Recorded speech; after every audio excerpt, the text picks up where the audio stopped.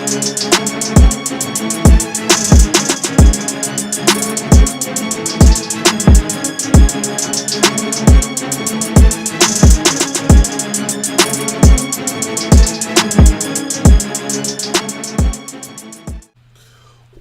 up? It's your boy T-Bear here with Wrestling Review. Sorry I'm doing late, just I had a lot going on today and wasn't feeling good a little earlier though, but I'm here. So anyway, we'll do a not Wrestling Review. There is Wrestling Review, but it's gonna be a review for Raw for this past episode of Raw though, which is the go home show, the first go home show for Raw for the upcoming biggest grand stage of all, WrestleMania. So kick things off with we kick things off. Hold on, before let me put the WrestleMania image up. Yeah, we kick things off with a little Miz TV with Becky Lynch, Lita, and Trish Stratus though. Nice little segment going there.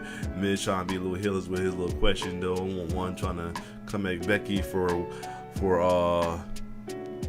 not ending her feud with Damage Control and Bayley sooner as well too, and her needing help to get the beating with Lita as well as Trish being the only one being the third wheel and all as well too.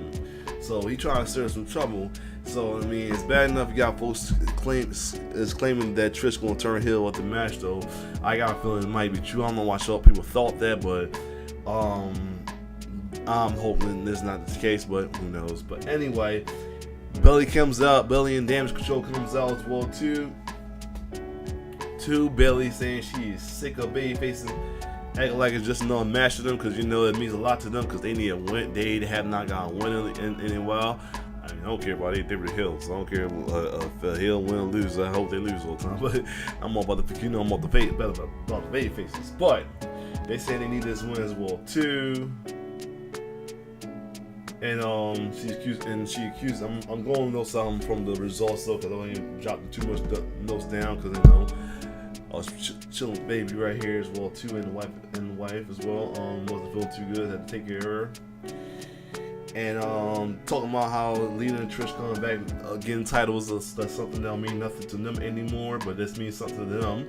And then Becky came back with a strong, talking about came back strong. And I like that she came back. How Bayley's do nothing but doing absolutely nothing, and using Io and Dakota, who was top notch in NXT, as a lackey. So who knows though? Either Trish it could be what more folks are thinking, that Trish may turn on Lita and Becky, or the other way around, and Dakota and Io may turn on Bayley soon. Who knows? Anyway, led to a match between Becky Lynch and Io Sky. Good little match right there, ending with Becky getting the win. Although I been the win, so it could be. With that being said, though, who knows? Based on the tradition, since they got the win, they might get a little that Becky and Lita might lose. Who knows? Or could not go that, could not break tradition. You know, sometimes the ones get the upper hand don't always be the one that loses the pay-per-view. Sometimes they still win the pay-per-view as well too. That being said, we move on. They had recaps of what happened with the Bloodline and Cody last Monday, and then we have little dedication hype videos for both Asuka and Bianca. So that's the way of them to do for them for the go home show. So definitely gonna leave it up to the air of who's gonna win on that one as well too. I feel. And if I believe they think the last encounter between the two might be the deciding factor, then it could be looking like Bianca could retain. Who knows? Since Asuka want to attack Bianca afterwards, but then again, Rhea Ripley kind of did the same with Asuka after their little tag match, kind of turned on her and attacked her. Then next thing on WrestleMania, she won, beating her for the belt. So yeah, could be different as well too. Then we get Seth Rollins getting a little interview about getting sucked in his brawl with Logan Paul, cleaning sucker punch too many times as well too. Now, what in the hell they're doing with Mustafa Ali? Now you got this little new positive Ali thing going on. I don't know if he's supposed to be he will be healed, tweeting her face. Who knows? Either way, it earned him for a nice little ass kicking from Rollins, and what he delivers well too. So good match between the two. You know what I mean? Because he owed him one. Because since he wanted to fight him for a while and never got a chance, so he gave him that. So there we go. That's called a black and not the stomp. So yeah. Anyway, we have Baron Corbin once again whining up here about not having a match or what's going on with him. I am wondering what they're doing with kayfabe gimmicks on Lama's side. I'm wondering what they're doing with Baron. And of course, Karen Chelsea's at it again, and wondering why she's not in the women's show for the four-way showcase, and then another Cameron like character come by who's been a thorn in Pierce's side as well too. That is Sonya Deville, and they end up having a match against Mia Yim or Mi Chen and Candice LeRae, in which they haven't got the win, surprisingly. So I guess all them wanted made up for all the wanted did a good thing, and they wonder what Corbin, and Corbin wondered what's going on, what is he doing. Either way, you can't see what they do with Corbin soon. Who knows? Let me see what we had here. Oh, we had the wait in between Brock Lesnar and Omos. Now, funny thing about it took a crazy little segment like this to actually get me a little interested in this matchup, and the fact that Omos took the advantage on Brock. You know what I mean? Had the advantage on Brock in the matchup, ready to swing, beat him down, ready to hit the scale on him and everything.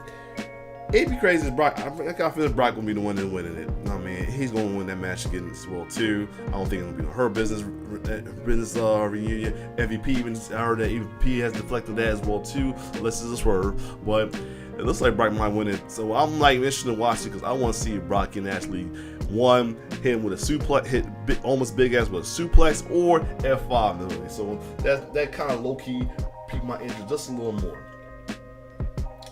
Next we have Rhea Ripley have a little back.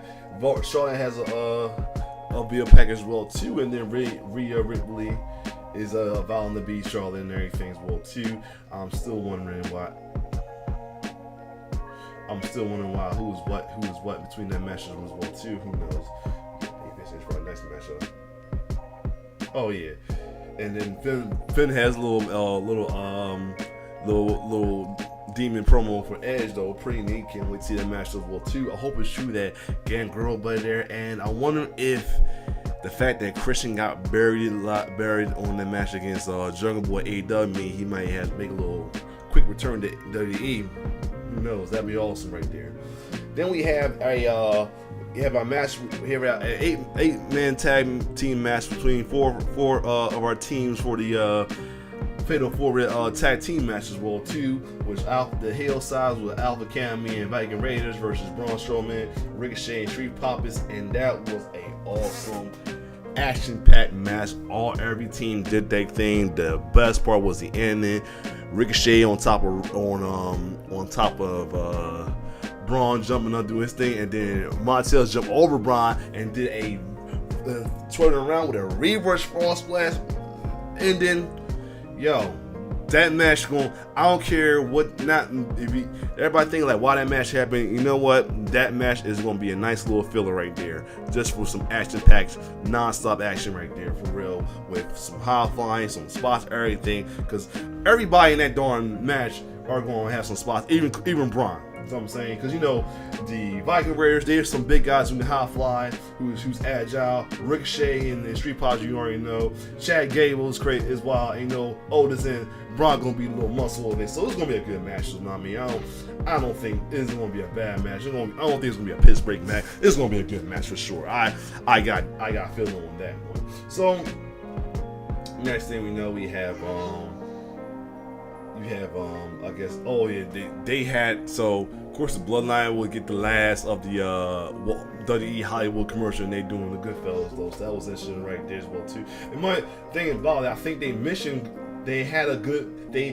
Paul Heyman had a little Goodfella mission and something like that before in a little backstage interview, and then next thing you know we have the commercial with that. Next, Arthur Theory has a little empty promo saying John Cena accused him not being able to see the future in front of Zai thing, John said, look, he said he had let John down as a hero, and Austin say he let him down as a hero and all that great thing, and he's gonna make Cena believe in him as everything well too. So yeah, I'm ready to see that matchup. That's gonna be a good kickoff matchup between John Cena and Raw. Like I said, I'm like going through the matchup and like going along with it though, because when I couldn't jot down my notes like I usually do while watching it though, because I was taking care of baby and taking the wife at the same time. So but I still want to at least keep this going with the review and everything. So anyway, Chelsea and Sonya have their match against Candice LeRae and Michi Mia, and they surprisingly got them. Like I said, they surprisingly got their match as well too. And our newest inductee of the Hall of Fame is Stacy Keibler. So yeah, we got both Tori Wilson and Stacy Keibler. So yeah, we might get a little filthy, and shout out to my cousin Saeed. We might get a little filthy animal reunion popping at that matchup between Dominic and Rey Mysterio. I'm gonna call him Dominic. I'm gonna say what's up, Mysterio. Anyway, so I'm here for that. Next thing we know we got here is the Paul Heyman Paul Heyman speaking on Cody Rhodes and all of that, thinking that Cody think he's not ready, and Cody gonna say he's gonna prove that Solo's not ready, and he's gonna do his thing with the tribal queef, and Heyman doing his way too, and saying that Cody was never ready to be the man of the generation and all that as well too. We're moving on. We had to deal with speaking of Summer Mysterio, I deal with him with the whole thing of talking about how much his dad is even more deadbeat for hitting him and all of that, which you deserve. You don't ever disrespect your mother, man. Don't ever disrespect your mother like that. I don't care what you do. But anyway, Damian Priest had a little matchup between Rey Mysterio. Good little match still. Summer Mysterio got this at the Ray about to do Swiss 19 on Dominic, and Summer Mysterio came in and interrupted, and then Summer Mysterio and Damian Priest jumped on Rey Mysterio till Babyface Legado came out for the save, which is awesome. I'm glad they still kicked him in the face. Maybe afterwards they might start getting some wins and everything right now. I guess right now they have him lose, so they make a Judgment Day and Dominic Summer Mysterio looks good. Either way, that's what I'm only guessing. Then we get a look. We have a backstage moment. Whoa! Before that, the video package for the Andre the Giant Memorial Battle Royal, and we get clips of folks who are going to be in it though, because there was a list on there. We had the Good Brothers, Johnny Gargano, Elias and Rick Boones, and Elias saying that he's going to be the one to do it, the one to take the win the Battle Royal till he turns around to Dexter Lumis first, and then he turns around to Bronson Reed, and lastly he turns around to Bobby Lashley. And if this what they had to do for now to give him WrestleMania, I'm okay with it though. I feel like hopefully they do a little more to him, since I don't think the Battle Royal is on WrestleMania. I think it's on the SmackDown before WrestleMania. So either way, I hope so. Now, Imperium have a very great matchup, and now this is where Sami Zayn and Kevin Owens cut a nice little backstage emotional promo or anything was pretty good about LA. How they from Canada, but LA is where they first got their start and all that as well too. And they can't wait to get that big win in front of the LA crowd, man. I hope they get the win. Anyway, Dog Zilla had been the sacrificial lamb against Gunther, and Gunther got the win, of course, and everything. So like I said, what are they doing with Ziggler and Ali? I don't know, man. And then we get into the Cody Rhodes versus Solo Sikoa match. Great storytelling and everything with that match as well too.